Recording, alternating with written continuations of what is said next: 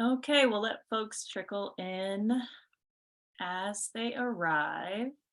Thank you so much for everyone joining us. I am so excited to welcome you all to Healing Memorias, this panel with three people that I'm very excited to hear from, and I'm sure we're all going to be engaged with tonight and have great conversation. So my name is Lauren Ileana Sotolongo, and I'm a queer trans Cuban person and a second year Masters of Divinity candidate at Vanderbilt Divinity School. So I'm so excited to facilitate and offer space during the panel today, and want to thank the folks that made it possible. So the Carpenter Program, CLACS, and the James Lawson Institute. And we want to dive right in because we're really excited to just hear from our panelists and hear from you all. So anytime you have questions throughout the panel, you can send them to Citlali Padilla. She's raising her hand. Padilla. I can say it the way, I feel like I'm still in kindergarten. Citlali Padilla. Send any questions directly to her, and we'll have some time at the end to go through those after we do our panel questions.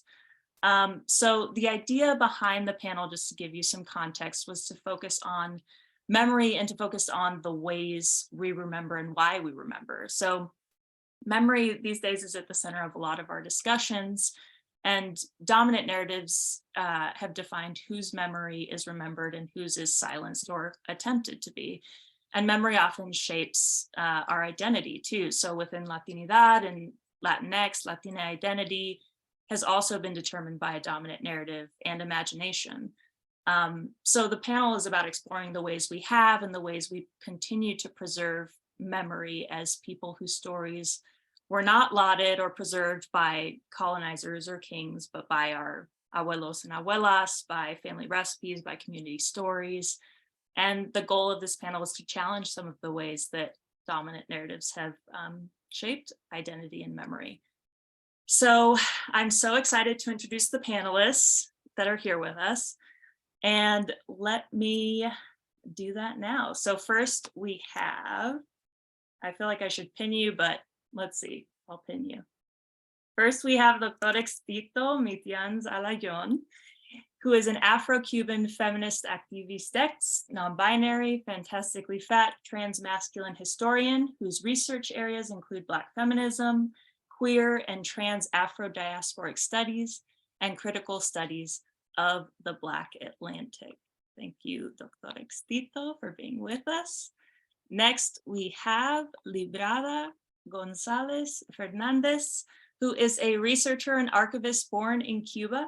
In 2019, she created Archivo Cubano Queer in an effort to reclaim and preserve historical documents from the queer and trans Cuban community. Thank you for being with us, Librada.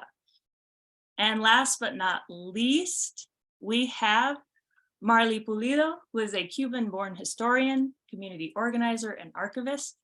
Marley co-founded Cubanos Palante and founded Historia Negra de Cuba, and we'll hear more from all of our panelists about each of these projects in just a second.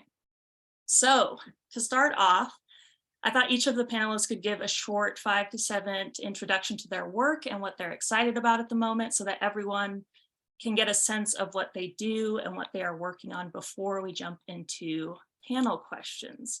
So first, if we could start with Dr. Expito, if you'd like to, give us an intro to your work and what you're excited about. Well, thank you so much, Lauren, for the invitation, and thank you to the university to provide us this space, no? And I also want to thank to Librada and Marley. So we are sharing this space today. I'm very excited about it. And well, okay. So what I'm very passionate about, what's my work? What's about my work? Well, I love Black epistemologies, especially Black feminist epistemologies. I have a PhD on that. And I live in Mexico. I used to live for 6 years in Chiapas, the south of Mexico. And now I'm in Jalapa, in Veracruz. And what I dedicate all these 7 years that I have been in Mexico is like like pushing a lot the work of anti-racism here, and but in the mestizaje context, no, from a intersectional perspective, like, you know, talking about anti-Black racism for the migrant community, and for trans people, for queer people, many como like especially that. And also since December, I start a postdoc in the University of Jalapa, where I hope I can finish the book that I'm writing. It's about mestizaje and heteronormativity and the queer and trans Black tradition of knowledge from the Hispanic Caribbean, and how impacts to the anti-racism work in Mexico. So that's basically what I'm doing. And the other things that I'm very passionate about is I do a lot of activism with like with the intersection of reggaeton, decolonization of bodies, accessibility to como non-hegemonic bodies, to access to joy, to access to pleasure and sexuality, and also, you know, deconstructing all of that things. So yeah, that's my work. That's what I do here. And I'm very happy to share this space with you today. Thank you so much. Thank you. And next we will hear from Librada. And Librada has a PowerPoint as well. Because she loves pictures. Hi, everyone. My name is Librada Gonzalez Fernandez. That first slide is not important, so you can skip right through it. My name is Librada Gonzalez Fernandez. I am a community archivist, and I work trying to preserve the memory of queer and trans Cubans on the island and in exile as well. You can skip to the next slide. So how does someone go into this type of work? Well, I came to New York 6 years ago, and it was winter. I was depressed. I had no friends. I was in a brand new city. So I went to the library to pass the time. And there, I was at that time at the beginning of my transition. So I started looking for books that represented my identity as a trans femme. And I read Before Night Falls by Renato Arenas, which was about a gay man, but it was still a great book. But it wasn't quite it. So I kept looking for more things, specifically about people like me, trans femmes from Cuba. And although I did find some stuff, there was nothing written by Cuban trans femmes themselves.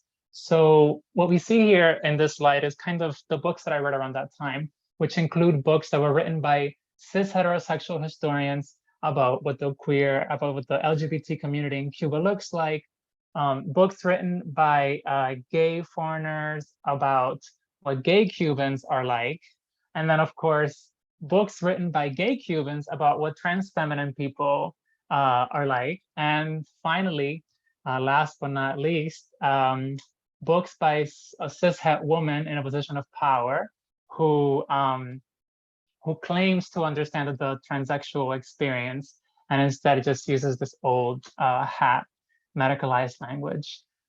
Next slide, please. So I created Archivo Cubano Queer, which translates to Queer Cuban Archive. I created that because I wanted to, as a trans femme, I wanted to take back control of my own narrative and also tell my own stories. Next slide. And there are three pillars that I consider, or three essential things that I consider very important in my work as an archivist. So let me set an example using one of my favorite people in the archive, and that is Henry Arango. Henry Arango is there in the picture. He is circled in red. He he's still alive, but he was a drag queen in Cuba in the 1950s.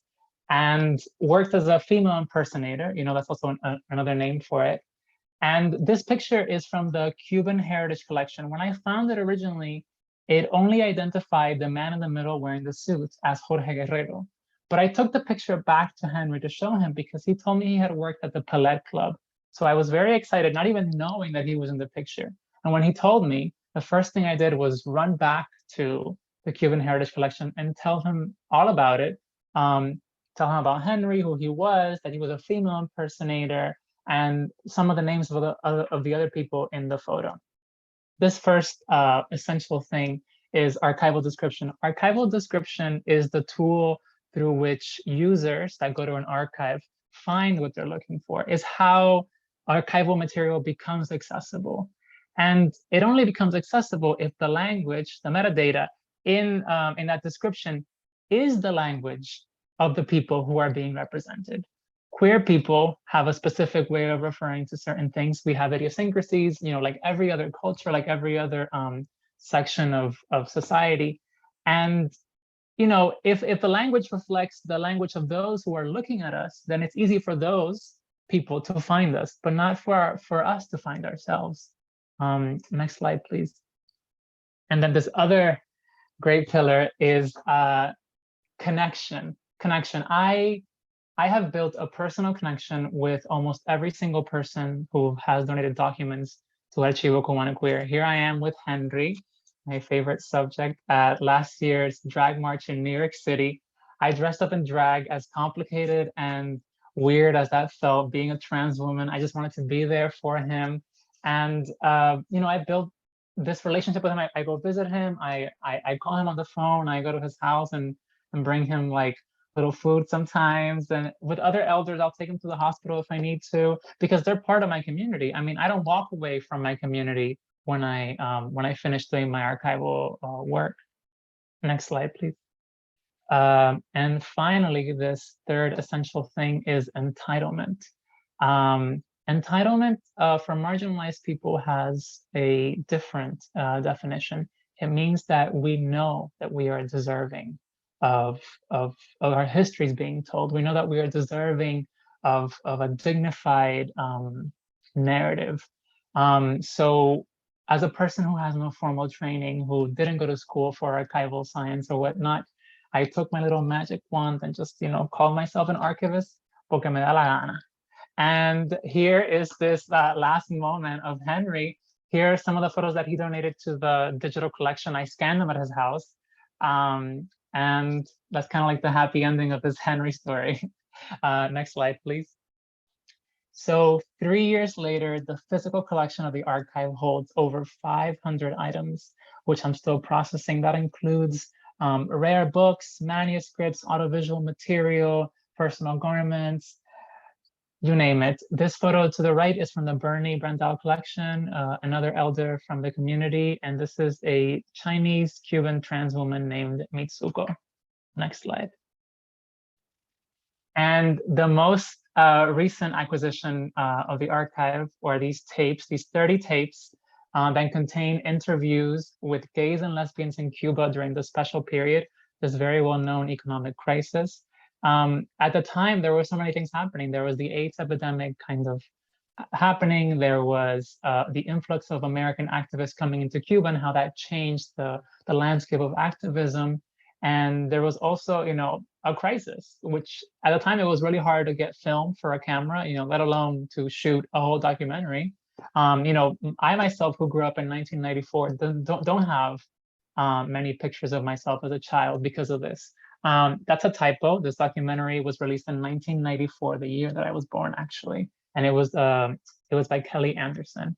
And finally, if you want to hear more about the project, next slide, you can follow us on Twitter, Instagram, Facebook, or TikTok very recently at Cubano Queer, and we just launched a website, cubanoqueer.com.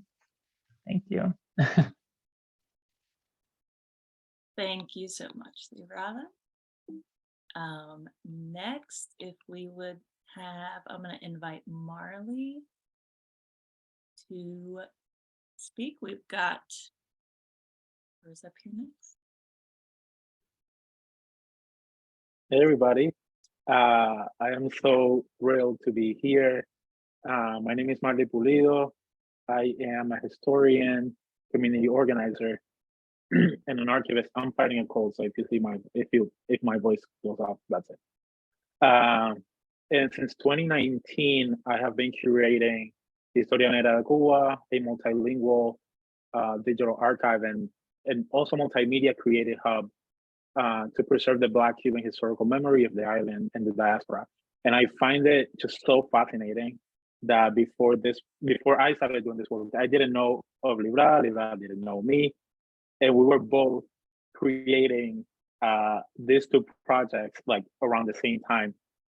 So there's something in the air, or there was something in the air in 2019. So the picture that you see here, this is my neighborhood. This picture is from around 1915. And this is in El Cerro. This is a town in Havana, Cuba. And as you can see in the picture, all the buildings are like majestic and look very colonial. Because El Cerro was kind of like the suburb of the early 1900s, where rich people would move to, in the late 1800s too, where rich people would move to because they wanted more space, because they didn't want to be, in like crowded old Havana.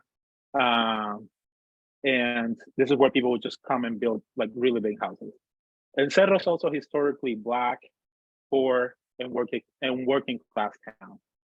With all the colonial decadence that you see here, we have all these neighborhoods that gave El Cerro the cultural relevance that it has when we talk about Cuban history, when we talk about Black Cuban history specifically. And so while researching my family history a few years ago, I found out that I'm at least 6th generation from El Cerro. So my roots here are really, really deep. And I was just talking to my dad last week and asking him about my other side of the family. And apparently I'm also like very, very deep into El Cerro from that side of the family too, which to me says a lot about like Black families and economic mobility, but that's a different conversation. So can we go to the next photo? In 2018, I get a call from my family in Cuba that my grandpa had cancer. And this was just like horrible news because I live abroad. My grandparents, were getting old, and it was this intense reality check that maybe they're not going to be around forever. And like, maybe, all the memories that we have together are just going to disappear. So me as a trained historian was like, I need to start collecting stories. I tried to take the emotions out of, me going home and like talking to my grandparents and interviewing them, even though it was really hard. But I knew that it was important for me to collect the stories of my grandparents' memories and my family's traditions would, be passed down to the next generation. And in talking to my grandparents, like I learned a lot of gossip, a lot of family drama that I did not know of. My grandpa, like I saw my grandpa cry talking about that time that almost 80 years ago, he was almost evicted. And I got like this insight into how like Black families lived in like the 1940s, 1950s that I don't get from history textbooks. And this was history right in my family, like right there. Beyond propaganda, beyond, like the official education that we get in school. And after the interview, I go to my grandparents' house. My grandma was like, I need to show you all these pictures from our wedding and from my quinceañera. And I was like, okay, I'm in. And I see this picture that you see here. That's my grandpa and my grandma, both in the middle. This is their wedding day. And my great grandparents are the ones on the side. They're my grandma's parents. And I'm like, oh, like this is such a beautiful picture. And like, who's this old lady here on the corner? And my grandma was like, oh, that's my grandmother. And I was like, what? You had a grandmother? She was like, yeah. And I was like, well, like, can you tell me more? And my grandma was like, yeah, like my grandma, like she was the daughter of someone who was enslaved. she didn't grow up with her own mother because his mom was enslaved, so she had to grow up in the house where, you know, the owners lived. And it was a really emotional time. And as a historian, but also as someone who like really likes like collecting memories and chisme, I was like, that my grandparents' generation might be the last generation of people who had a direct connection to people who were enslaved. So something here needs to be done now because they're passing. So since then, I got into like this really deep crisis, and I was like, I need to figure out like what to do because this is my very own history. And in trying to, you know, find and understand myself and where I come from, and also to pay an homage to my own family and the place where I'm from, I got really interested in archiving and preserving Black Cuban history. Because I also realized that it wasn't just my family that wasn't passing down all this knowledge. It was everybody in my neighborhood, all my friends. I would ask them and they would tell me, no, I don't know. I don't know if I come from people who were enslaved. And I'm just trying to build this archive beyond stereotypes, beyond, you know, racist tropes, beyond the mythological things that we share in Cuban history. Because yeah, I just want to honor my people and I want to honor myself too. Historia is just a really deeply personal project to me.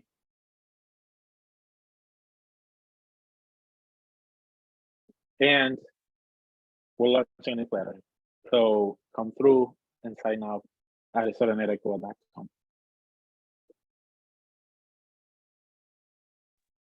Thank you, Marley. Okay, let me pin our panelists here real quick.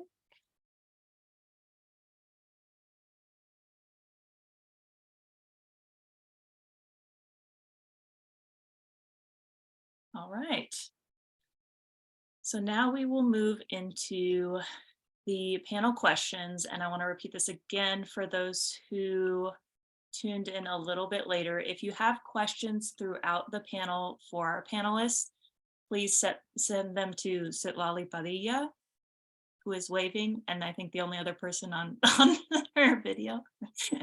Send it to Citlali as a direct message, please, and we will get to some of those at the end.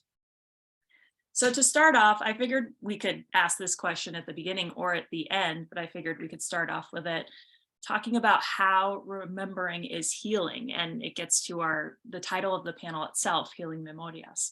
And in terms of the Divinity School, we think of Dean Emily Towns, who talks about counter memory as a way to reconstitute history and see the diversity in our midst. Katie G. Cannon is another scholar who talks about the importance of memory and academic amnesia and how the academy wants us to forget our bodies and experiences. And lastly, Dr. Dora Santana talks about Black trans women in Brazil and their bodies as a burning archive. And so this importance of memory in people's stories who aren't preserved by dominant narratives. So I wanted to ask that question to start off for our panelists. How is remembering healing, and what makes you want to seek memory, center memory in your area of work? And Librada, if you'd like to start, you can start us off. So as I think about this, I'm realizing that like it's in terms of my work, sometimes it's not so much remembering, but finding, perhaps to say, because you know, it's remembering is only if you've had it before. So like my connection to my history was one that I was not connected with at all before I started this project, or very, very loosely, like very, the representation that I found working with Archivo Cubano and Queer is not the one I used to have before. But one example of kind of a way that I've personally healed through remembering or through looking back, let's say, is meeting older trans women. Early in my transition, I I was kind of overwhelmed, and I could only live in the moment. So meeting people who were 60, 70, 80 years old and seeing people like me living to be so old was kind of eye-opening. And I realized that that I could, I could be a woman. I could be an 80-year-old woman. I could be an old woman. And that actually affected me to the point that I started taking hormones, because I realized that I could choose, or that I could commit to something that I had been scared about for years. So it's I mean, like, meeting elders has been such a nuanced experience. Sometimes they're super problematic. Other times they say things that you're like, wow, because you're two completely different generations.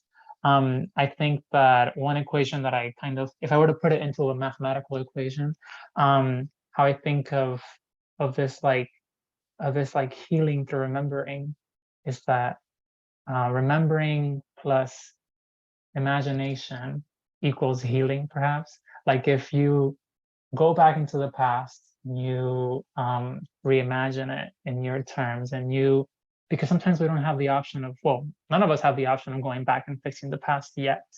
But the best thing we can do is go back and kind of come to terms with it however we can, in a way that that helps us move forward, in a way that brings us closure. And for me, that's imagination. It's going back and imagining myself as an older trans woman now, and living the life that perhaps wasn't possible in the past, but can be possible now, or that I am making possible now, if that makes sense. Yeah, and this is all about representation, but I feel like it's even like it's greater than that, because where in this archival work that I do, it's so much about calling these energies, or whatever you want to call them, these histories that are so powerful. You're calling upon these memories, you're calling upon people, you're calling upon lived experiences, you're calling upon wisdom. And that has, I mean, I'm a completely different bitch now when I started this archival project, I'll say that much.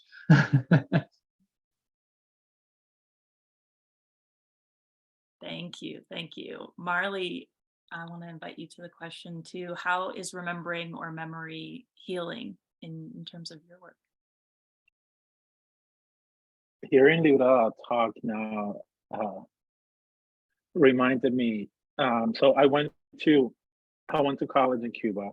I went to the University of Havana, and I studied history. That was my major.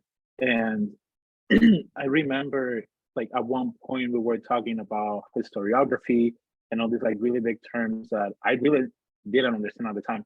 I'm also a first gen college grad, so I was like, historiography, whatever. I'm just here to, have a good time, not a long time. And I remember our professors talking about like this academic framework that was the history of people without history. And I was like, this is just like so interesting, it's so catchy, it sounds, kind of sexy too. Like, I want to do this.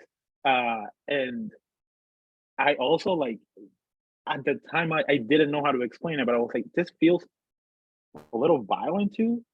It's telling me that I don't have history. And who am I telling my history? Who has the power to decide like what's history and what parts of my history make it to history books or just to the future. So working, like, creating Historia Negra de Cuba, it's also kind of that, like, fighting the urge to fall into the academic trap and into terminology, because my people don't talk about their history as the history of people without history. My people don't talk about like counter memory even. My people are here just trying not to be forgotten. My people are here just trying to survive and also preserve the history that we still have. So remembering can be tough, especially for communities that have gone through so much trauma and that currently go through like intentional erasure by, you know, either government, the status quo, or whoever's, you know, creating educational materials and leave a lot of our history out so they can glorify other parts.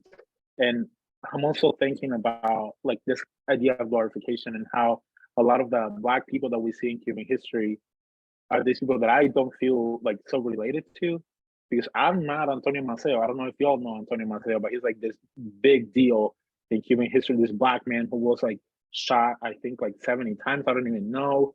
And he didn't die until like, I don't know. He died young in a war, but it's like this glorified personality that I don't feel, I don't feel like I can be that person because I'm a little bit more normal. I'm a little bit more boring. And those are the people that don't make it because they're not useful to the status quo.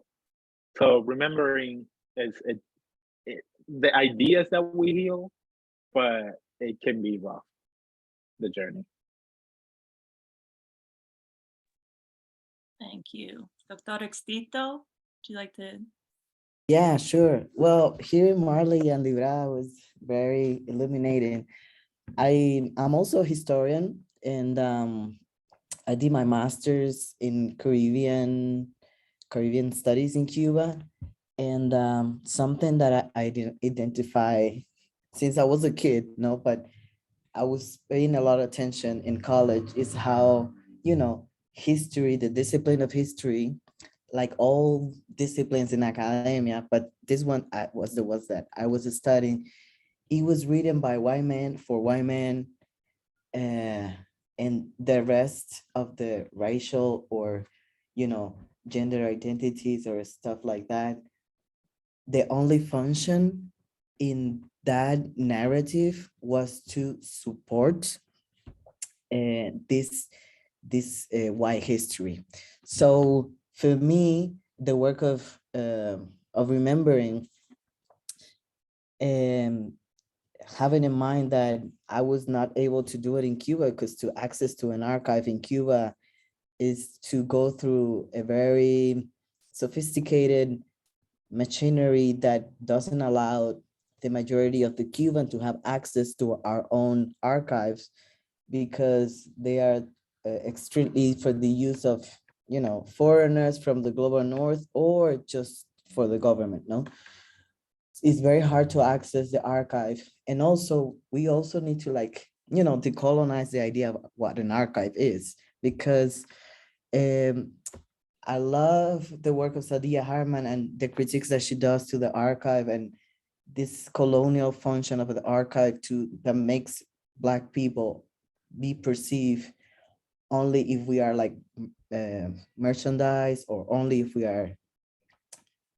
were, because it's in the past, you know, kill, or it's a very, in the only way that the archive shows light to about Black people is as we were not people, you know, it's like we were things, and in a very violent way. So thinking about what Marley was talking about, one of the things that I love about the remembering work is to also remember the very different type of archive that we have as Black communities, as queer and trans communities, because we have a lot of history that we pass on to new younger generation stuff.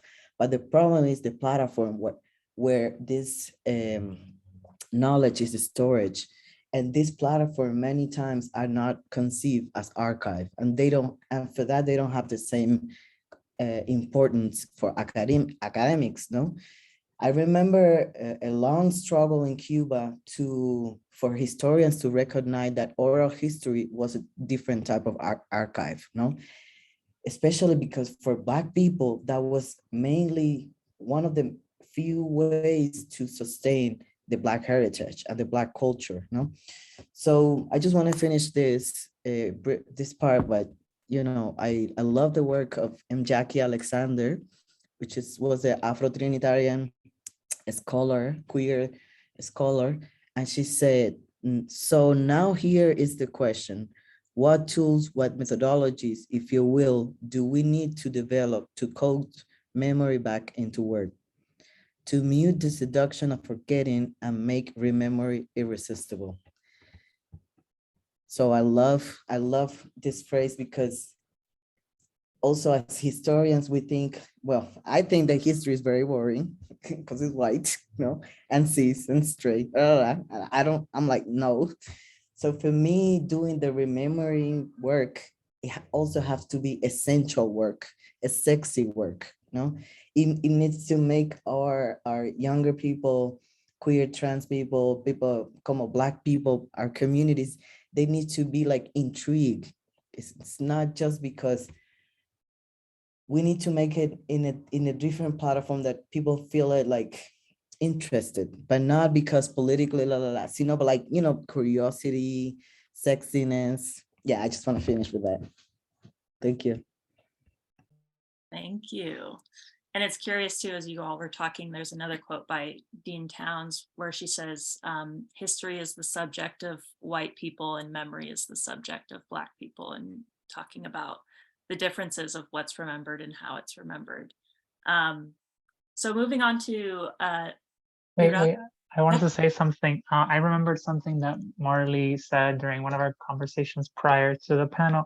And it was that when I decided to, what Marley said is that there's people who are archivists who don't call themselves archivists.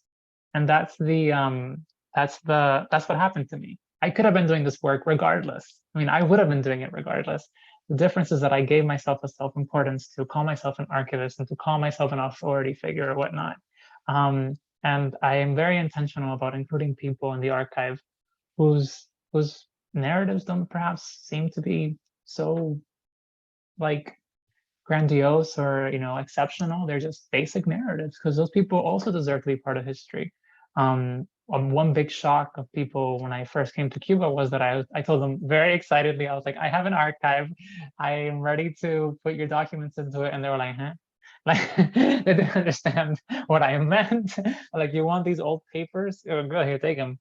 Like, so I mean, some all these elders that I talked about during my presentation are archivists. They are community historians. They just don't call themselves that. One of them calls himself a photograph addict because he collects old photographs, and that's part, like, I would say, like a quarter of my archive now is photograph addiction.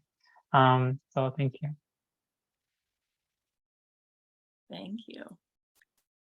Another question I was curious about, because we're talking about memory and in conjunction with like identity construction too, mestizaje is a really dominant and oppressive memory in Latin American and Caribbean context. And it's also romanticized in the Divinity School and other places too, in our theologies and, like I said, our identity constructions of what Latinidad is. And I want to offer a generalized primer. So for those who know this, bear with me for about a minute and a half.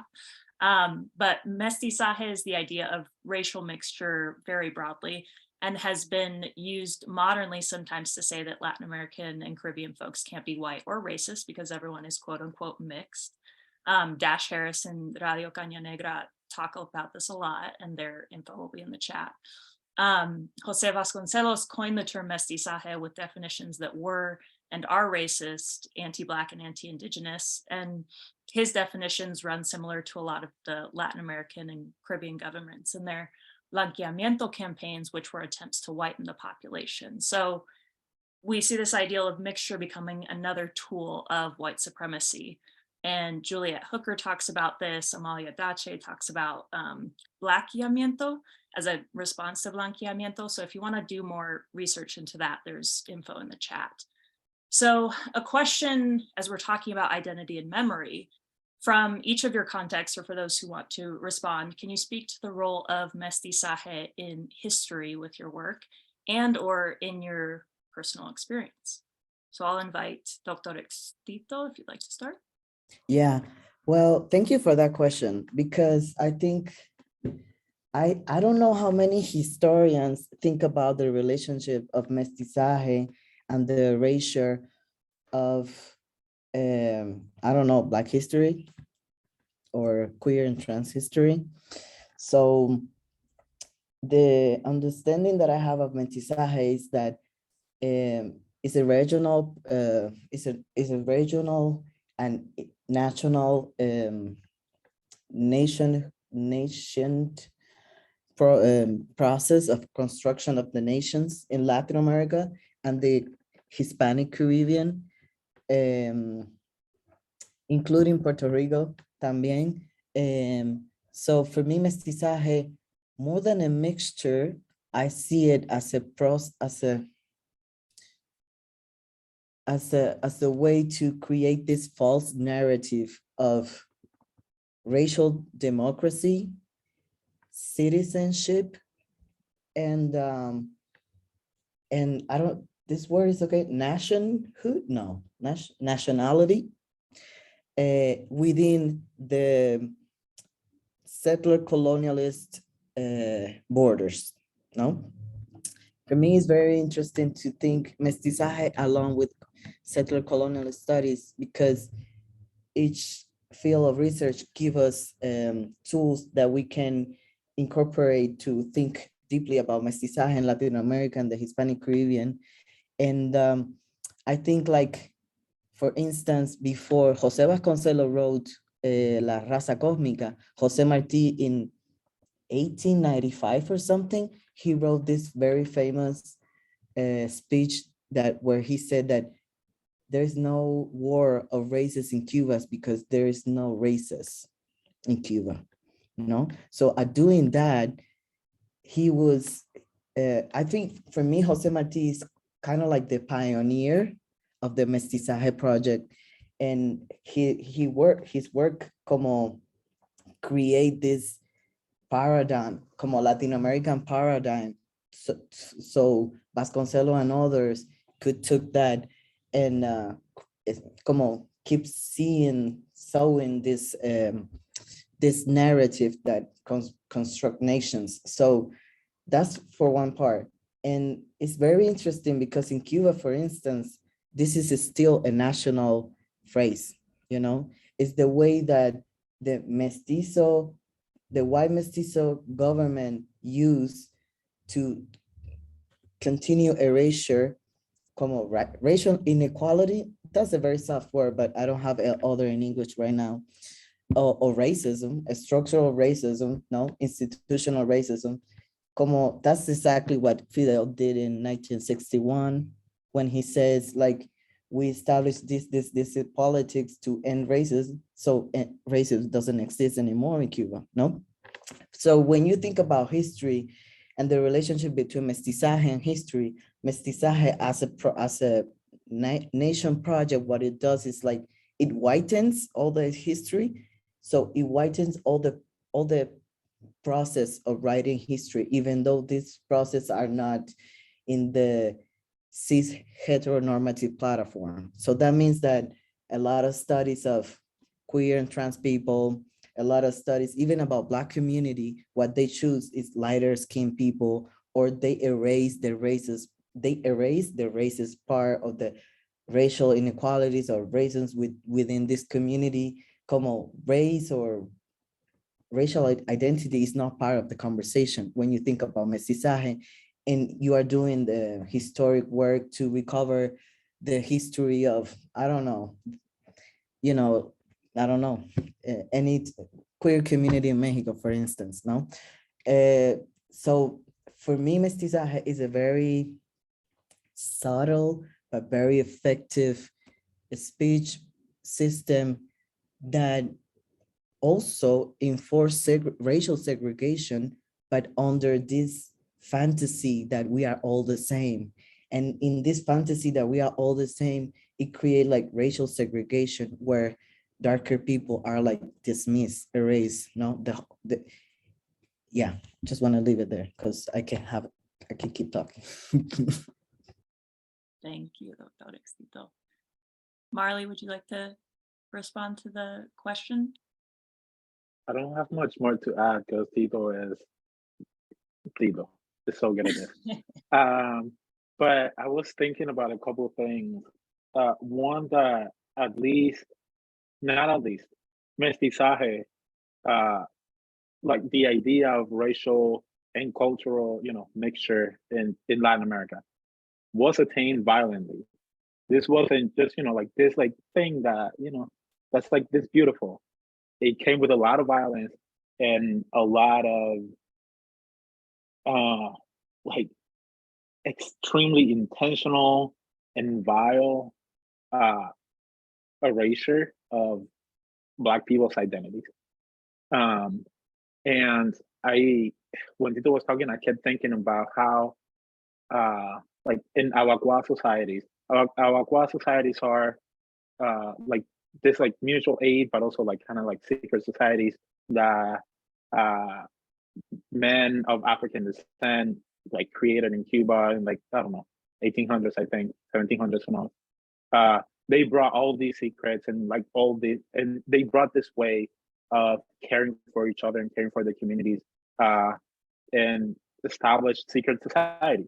And it was only Black men at the beginning, but then white men started pushing to, like be included in these societies. And it's like, okay, like maybe we can let you in. But what happened when white men were let in into the Awakwa societies is, mutual aid societies, a lot of them were cops. And a lot of them were just like uncovering secrets and uncovering, like traditional secrets that Black people and Black communities were trying to like keep really tight and really safe. So like the idea that mestizaje is like sexy, yeah, it sounds sexy, but it's also a violent thing that it still has like Black people and people with like darker skin on the margins. Yeah, I'm gonna leave it at that. Actually, I was also thinking about how with mestizaje, the ugliest thing that always comes to mind with mestizaje is the idea of reverse racism, and how in Cuba, when you talk about racial justice, many times when Black people talk about racial justice, many times you would hear sometimes all the Black people, sometimes, like mixed people or white, and especially white people will tell you, you are being racist. White people are not racist. You are the racist one because you are talking about race.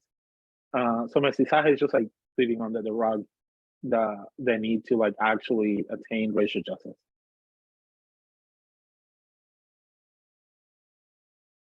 Thank you. Let's see, the next question is about location.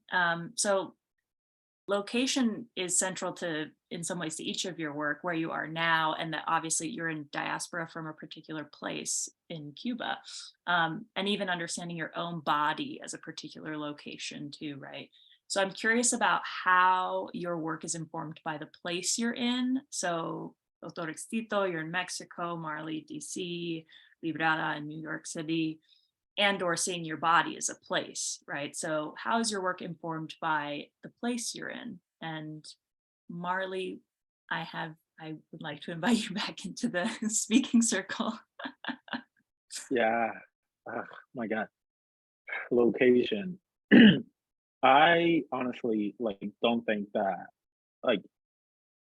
not even a third of the work I'm doing with Historia Negra de Cuba and the archival work that I'm doing, I don't think it would be possible to do it in my material conditions back on the island, because the island, and I'm thinking about this as, when people talk about thinking outside of the box, I feel like the island is a box, and you like coexist, and you have to fight your material conditions, like the lack of food, the lack of reliable public transportation to get to the library, or go interview someone if you want to interview someone.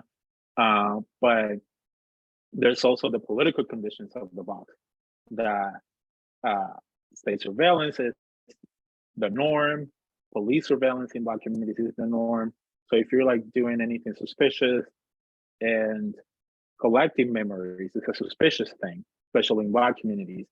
It's how dare you remember that you were, repressed, or that you are repressed. I think the worries back in that box are different than the worries I have living in the diaspora. I have access to so many more resources. One, the internet is like a really big thing. And I say it as like the biggest deal because I have been able to access stuff from the Cuban National Library that I wouldn't have been able to access online with the internet that I will have down there. But also I have more freedom of movement.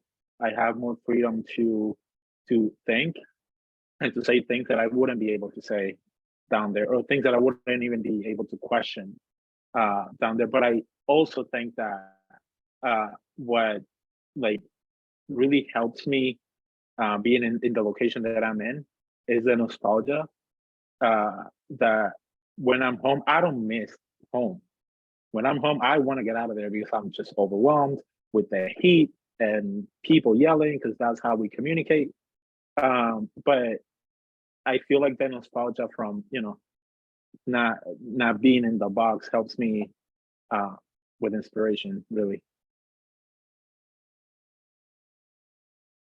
Thank you. Dr. Extito, would you like to answer the question? How's your work informed by the place you are in?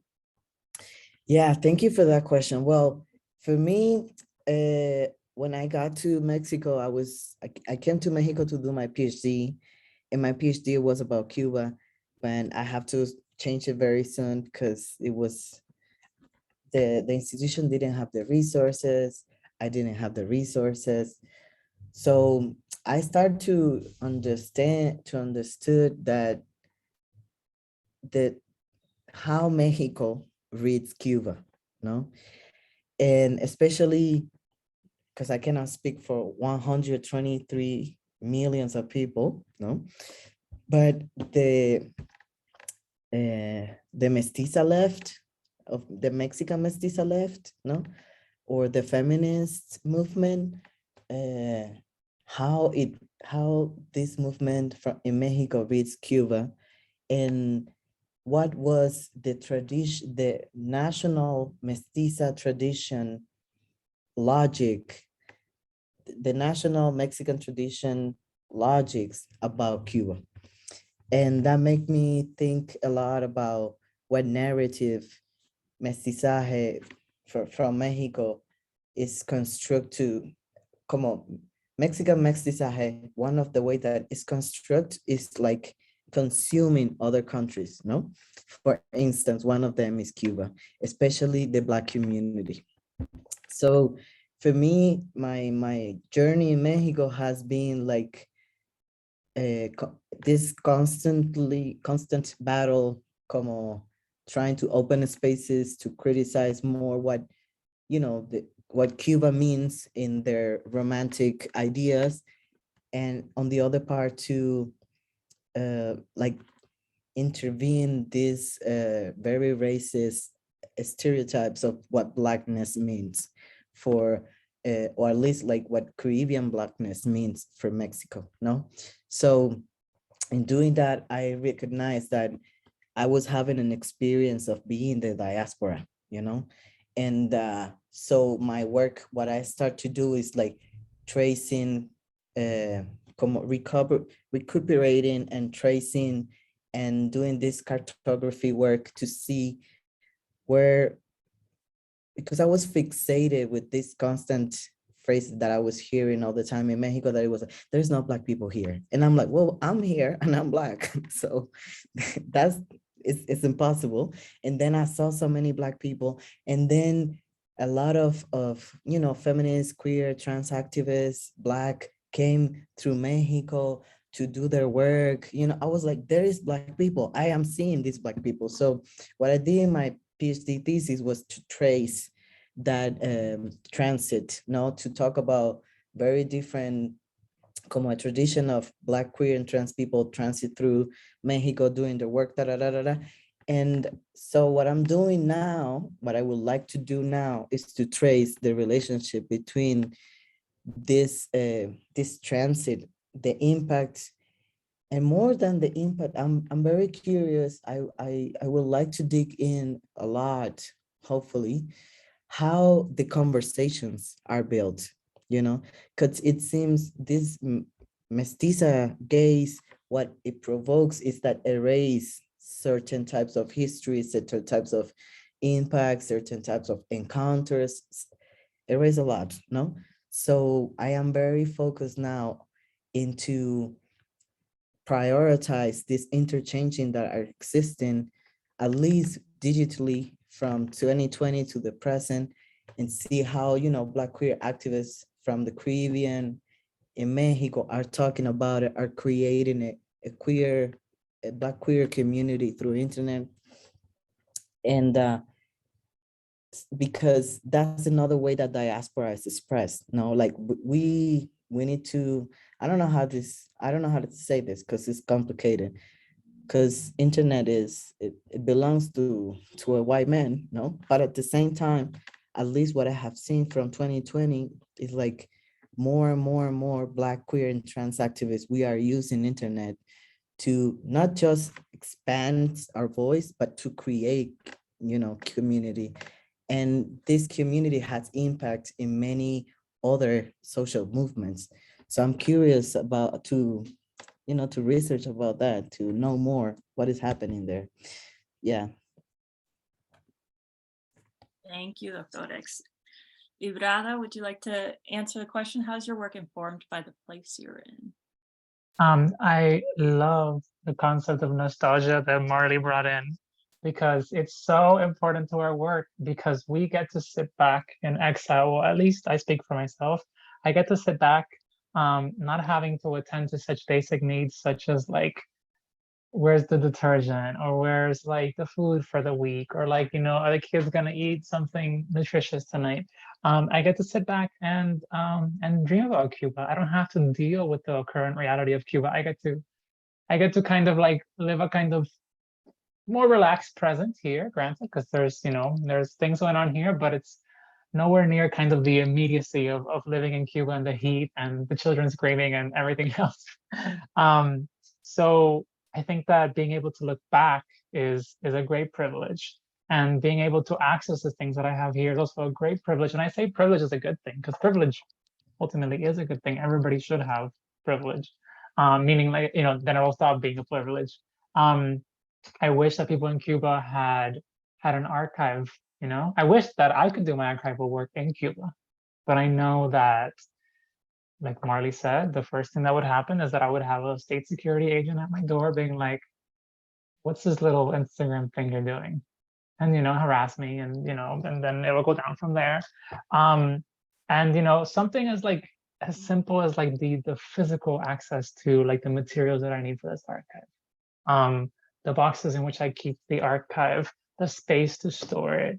I mean, I was flabbergasted to see the conditions in which people keep their personal archives in Cuba, in which Cuba keeps its national archives. I mean, the National Archives of Music, the EGREM Music Archives, which is like, Cuban music is like a known patrimony. It's like the known thing that Cubans are all agree should stay. And the tapes in that archive are melting now, because they haven't come to fix the AC. The room in which these like 60-plus-year-old tapes is too hot. They said they would send a filter for the AC, but they haven't sent it. And all this bureaucracy, and on and on and on. If the national, like if like the EGREM music, if the national studios of music are melting, what hope do queer people have of having a preserved long-term archive? What hope do, you know, people of color, Black people, have of having a long-term preserved archive? And wait, totally lost what I was saying. I've actually found a lot of material here in New York City. That's another way in which my location has affected the work I do. I was surprised. I thought that I had to be either in Miami or in Cuba to find archival material, but I've actually found a tremendous wealth of materials from the pre-revolutionary period right here in New York. Thank you. So talking more about diaspora, and I think it's really interesting, even just, I mean, how the conversation is framed, which is how this conversation came about, is that even as we're talking about identity and generally, Latinx identities, how all of us come from a really specific place, right? And so this is a conversation with 4 Cubans, 3 Cubans. I'm Cuban too. I count. There's 4 of us. Yes. But that Latinidad erases that too, right? It's like putting a ton of people together under this one concept. And so even just naming that we're all poking a hole in it, even with this conversation, that we're saying we come from a specific place, and that affects how we're talking about things too. So anyways, talking more about diaspora, I'm curious, and I think this will, can translate to a lot of folks within these identities, what kind of power analysis you use when doing your work in diaspora, which involves your country of origin, which is in this case, Cuba. Dr. Extito, would you like to respond to that? Yeah, well, because I have a Caribbean studies training, so what I do is that when I think about Cuba, diaspora, power relationship, I think in plantation studies, and I also, my experience here in Mexico with mestizaje and all that has helped me to understand even more, like, because plantation studies doesn't give you, I don't know, I don't think so, this analytic frame that mestizaje gives you to understand at least what is happening now in Cuba, because for people from the global north, the Cuban Revolution is not a white revolution. From people from the left, from Latin America, they don't see the Cuban Revolution as a white revolution, but the Cuban Revolution is a white mestizo revolution, and if we trace how the plantation is a structure, is this master elite, is this white elite, very few people who has over control over the population through, how can I say, military power or coercive power, like police, military, and those are like the updates of the, ¿cómo se dice capataz en inglés? I don't know how to say that. Overseer. Overseers, no? Como the police is the,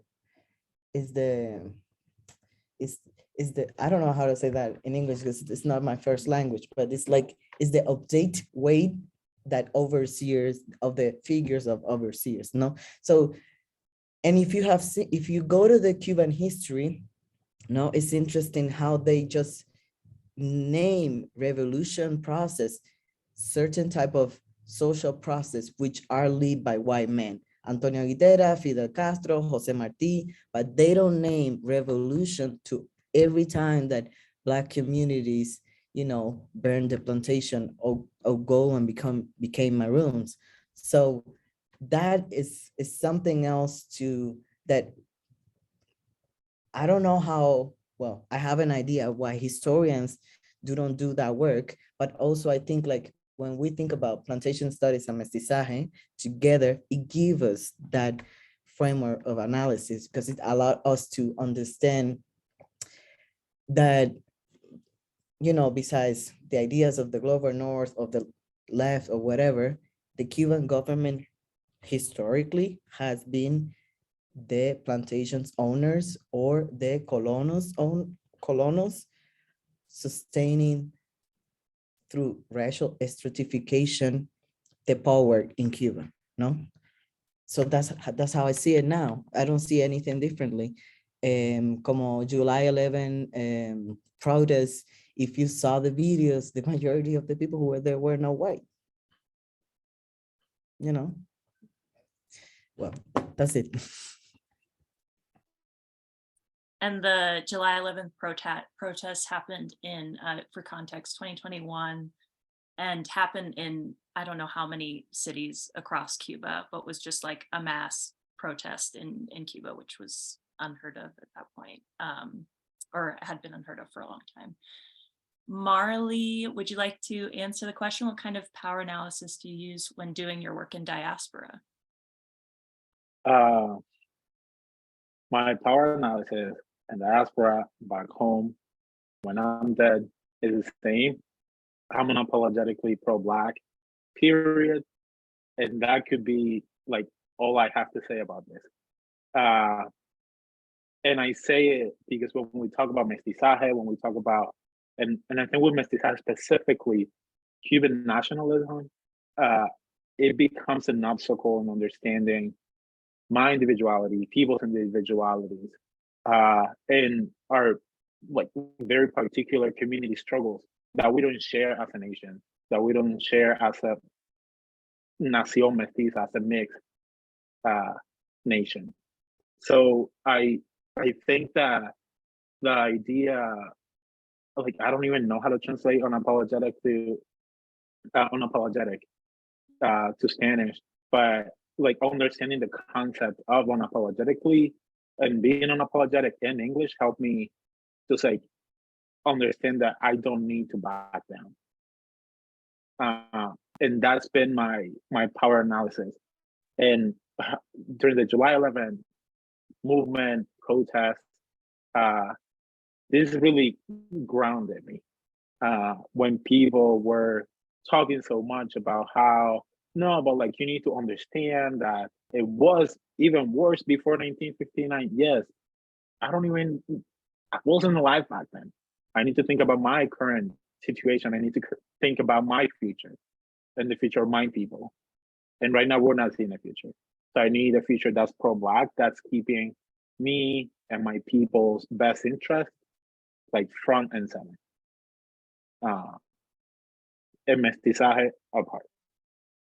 And with being unapologetically pro-Black and acting like academic spaces or like building an archive, doesn't necessarily mean that everybody else doesn't matter. You know, it's like people say, oh, like all lives matter. Yes, I'm just focusing on this because I have not been able to see myself seen or represented or loved in our nation's history. And I don't think I'm gonna be seen, represented, or loved in the nation's future if we keep things the way they are right now. Thank you, Marley. Librada? I wrote two things down, kind of like thoughts that I had as Marley and Tito were talking. And one of them is that that when Tito was talking, I thought about that, you know, yeah, indeed, Black revolutionaries, you know, in their own right are not recognized, but they are somehow kind of sucked into the revolutionary project as if they were all guiding towards that one ideal, you know, like what Martí promised, Fidel accomplished, or whatever. This is all like it's all just leading to a white you know, plantation owner basically like becoming like the president of Cuba or the prime minister. And also something that came up for me as Marley was talking was actually I learned this. I thought about this. This came into my mind while I was watching those tapes as I was digitizing them, the ones that I mentioned in my presentation. Because when they mentioned to so many of the interviewees, tell me about gay people in Cuba, because they're making a documentary about gay people in Cuba. Many people expressed this feeling of feeling marginalized because they felt singled out with this idea of gay people having their own space. And that has come up a lot in terms of a queer archive. People saying like, oh no, why do we have to have an archive that's different? Why do we have to be marginalized in this way? Isn't this a way of self-marginalizing ourselves? But aside from that, my politics and kind of the power analysis that I use in this archival work, first of all, Cuban history and Cuban politics are just so nuanced and complicated that every day I learn 5 new things. I feel like I have to keep myself constantly from leaning left and right, like kind of having like, you know, like listening to people from, I mean, not that I listen to people from the right, let me just say that, period. But like when I listen to the American left versus when I listen to when I listen to the American left that says that everything in Cuba is fine, and like it was, the revolution was a great thing that happened or whatever.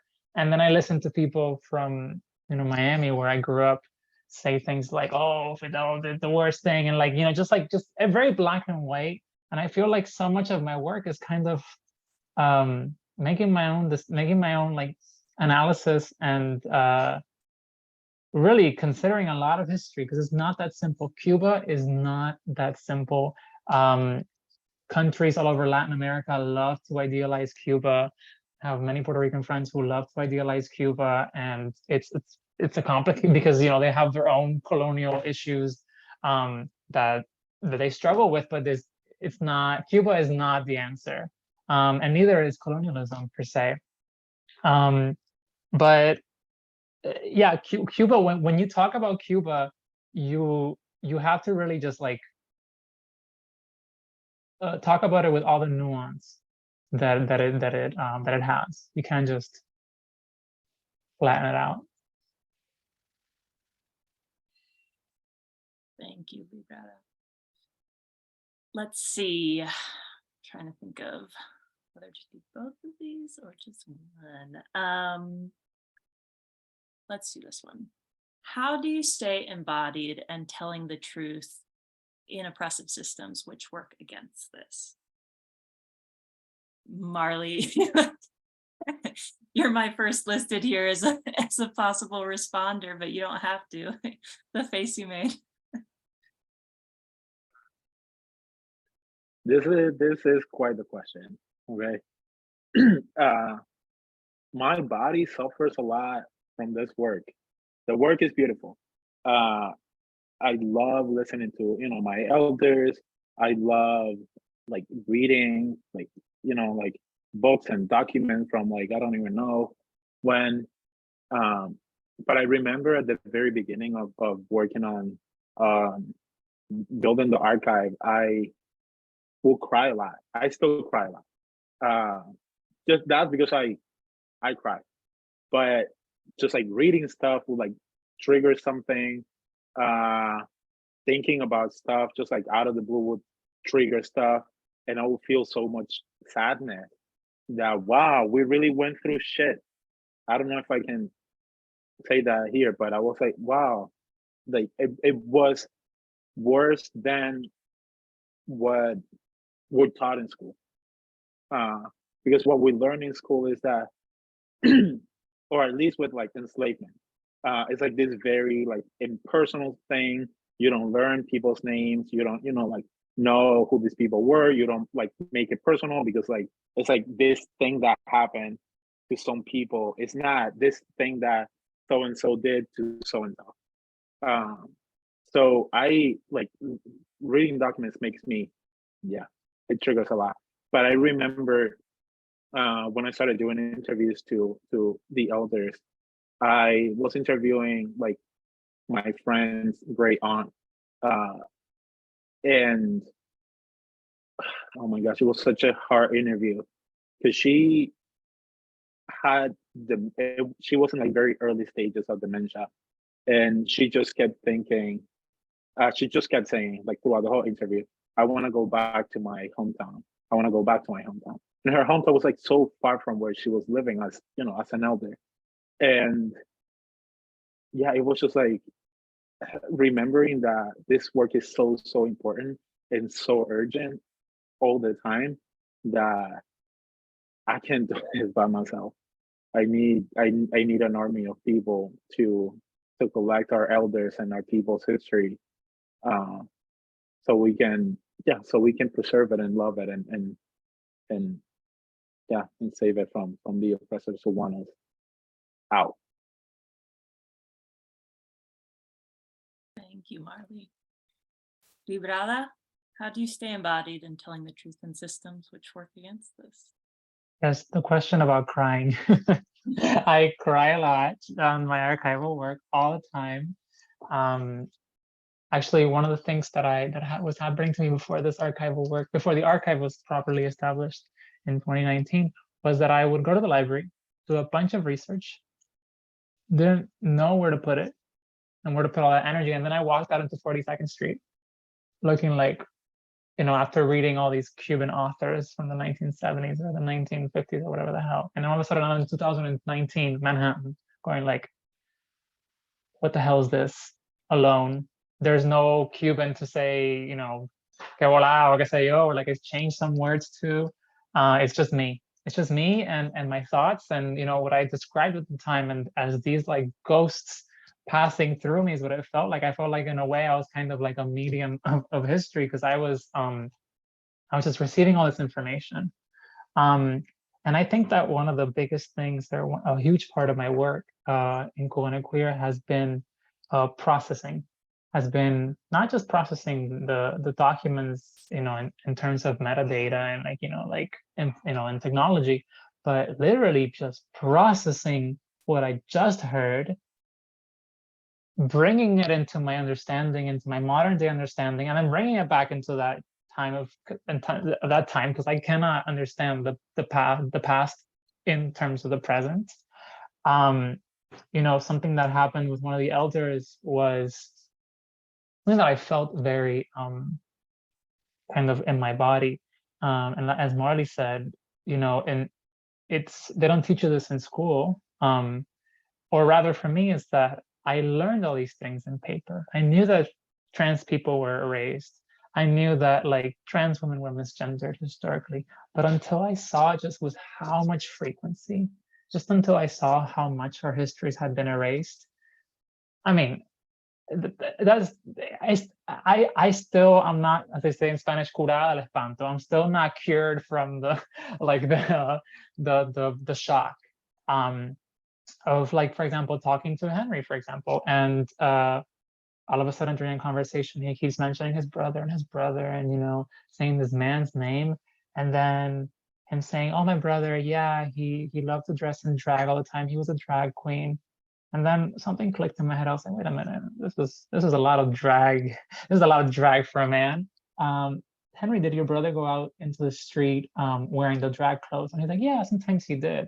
But he was just a drag queen. And then by total chance, another person who I was interviewing for the archive had been the roommate of Henry's brother, who turned out to be a fully fledged trans woman, whose name I had not known until I met that other person, who had been erased had I just listened to Henry's story. And that was his sister, that was his family.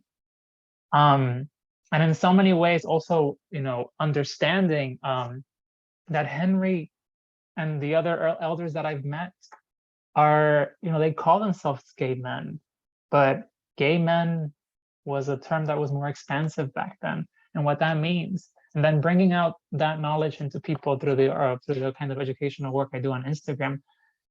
That's the processing part that that people, perhaps that like people miss. And I think that I'm hoping now that I'm trying to create this digital repository with the actual documents, that people are able to see the information for themselves, which is not the 3-sentence Instagram post with the nice kind of ribbon on top.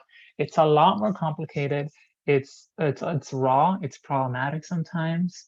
It's also so much full of joy. Marley and I connected the other day over saying that we stay up doing like research at 3 a.m, because it's true. I think that half of my archival work, or half of our archival work, happens after midnight when we have, when we're like in the archival rush or whatnot. So yeah, it has taken I won't say it has taken a toll on my body. I just say that my body is very present in what I do, especially because I'm part of the community. I can't just walk away, like I said, I'm studying trans women. I'm a trans woman. I'm studying Cuban people. I'm a Cuban person. This reality, I see realities from years ago, decades ago, reflected now in the present, and the same thing's happening again. And I see my own history kind of reflect the past. Sometimes, when I lived in my parents' house during the early year, during the first year of the pandemic, I saw the process of erasure happen in real time. I saw my family knowingly begin to misgender me, begin to change my name. When I had told them that my name was Librada, I saw my family introduce me to the little kids in the family with another name as the uncle. And I was just like, wait a minute, this is exactly what happened to Henry's sister, Pamela.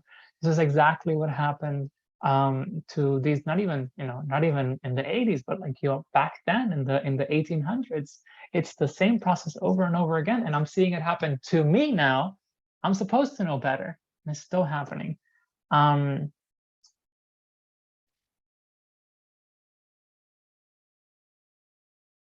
Thank you, Librada. Dr. Extito, how do you stay embodied? Well, thank you so much, Librada. I was about this to cry. I was very emotional. Thank you so much for this work that you're doing. You're Marley. I am very grateful to be alive, and in the best of my capacities to share not just the space, but to see your work happening. It's amazing. I'm very excited. I'm happy. I have a lot of emotions right now. So how do I stay embodied? Well, but the first thing is I am a professor, so I teach, and my syllabus, maybe in the US it's not a news, but in Mexico, my syllabus is Black, and it's Black, it's queer, it's trans, and it's feminist. And that's why I think that it's been a struggle for me in academia here, because this type of syllabus are not como understood as syllabus. That's one thing. And the other thing that I do to stay embodied is like, I dance a lot of Caribbean music, Black Caribbean music. I listened Black Cuban music and Black Caribbean music. I read Black, queer, and trans people. I try to stay in community, at least through internet, diasporically, with other Black activists, queer and trans activists. And I stay in community with the trans community here in Mexico, mainly Prieta, and because that's what helps me first to stay alive, not like physically, but also like spiritually. And also it's what also feeds me to keep doing the work that I do. Because this mestizaje thing, it's amazing how powerful is in the process of erasure. Everything that is not white, cis, straight, middle class is erased by mestizaje. And it's very effective here in Mexico, in Cuba also in another way, but I decided to stay here in Mexico. So every day is like a very strong struggle to not be erased, that our culture is not erased, that our communities are not erased by this mestizaje shit. So that's how I do it. That's how I have been doing it. It's not, and in, at least for me, in my experience, it has been a very lonely work, like, because there's a lot of Cubans here in Mexico. There's a lot of Cubans here in Mexico. The majority of the people are like white, mestizo, and there are very few Black people, but there are not. But there's a surveillance logic of relationship that doesn't allow to create community. It's very hard, at least in Mexico, that we Cubans, that we can create community, because it's this always idea of you are with the Cuban government or you are against the Cuban government. And I'm a queer person. I'm a Black, queer, and trans person. I am no citizen. I am not with any government. I couldn't care any less about, nationality and stuff like that. So create community has been a very complicated challenge for me, relating to Cubanity, where that phrase is complicated, but whatever. So what keeps me grounded to keep doing this work is those things that I mentioned, because Cubanidad, even Black community, or, you know, the experience to live under a dictatorship for my whole life has not been able to be enough to create community. Thank you, doctores. So Lolly, do we have like one question that maybe we could do a minute? Time cut away, that we could do a minute response or something? We don't have any questions right now. Wow, we're just answering all the questions with our Yeah, we did get a question and then it was answered later on and they were like, never mind. Come on, ask us some questions, even if it's like, I don't know. What's your favorite lipstick or whatever? Well, we can do our closing question then. That works. So what memories or work is giving you joy and fueling you in this moment? And is there anyone you want to remember or name in this space? Librada, would you like to start? Oh, here we go. Since I started this project 3 years ago, there have already been like 3 elders that have passed away, and it never gets less shocking to hear about their deaths, especially because the 3 of them are trans women, and they're all part of my current investigation about trans burlesque artists and gender nonconforming female impersonators in Cuba, from Cuba rather. And one of them passed away after publishing her first book, also after becoming the first trans woman from Cuba, to my knowledge, to publish a book. And then soon after she passed away, which was just like months after she published the book, her family took ownership of the estate. The book copies went into storage and it's not on sale anymore. Thankfully, I got one of the last copies that was even signed by her. And the other person who passed away, she passed away recently. That first person's name was Marinta. The second person's name is Alexa Felix, who was a trans woman who did drag performances here in New York City. And I actually had the chance to go to her funeral, which was a really intense experience because everyone at the funeral was Mexican, South American, nobody was Cuban. And I love that she had a chosen family. I love that she had people there to support her, but it was sad that there was no people there. She couldn't share those Cuban idiosyncrasies with anybody else.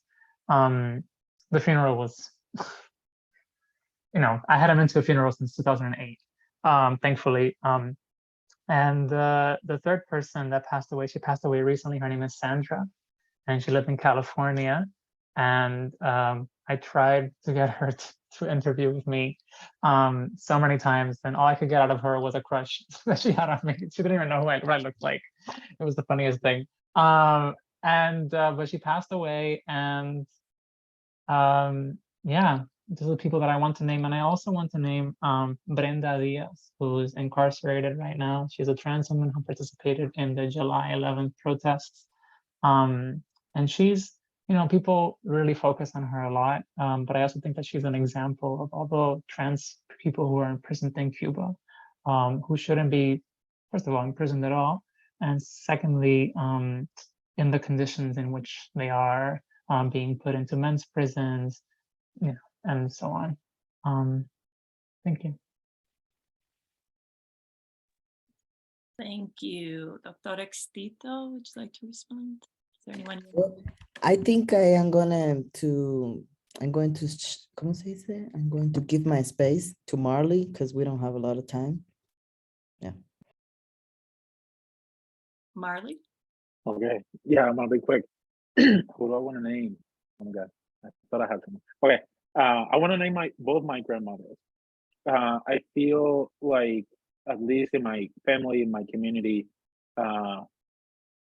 like both my grandmothers were storytellers in the family, but they were also, as Librada was saying, the archivists of the family, because they were just preserving all this knowledge someone needed to do it, so they were in charge of doing that. And I want to name both Mima, whose name was Dignadalia, and Dalia Luisa, and yeah, I missed them a lot.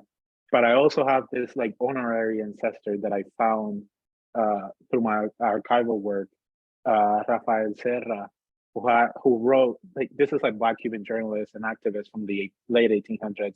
He was actually friends with Jose Marti, which is, you know, Cuba's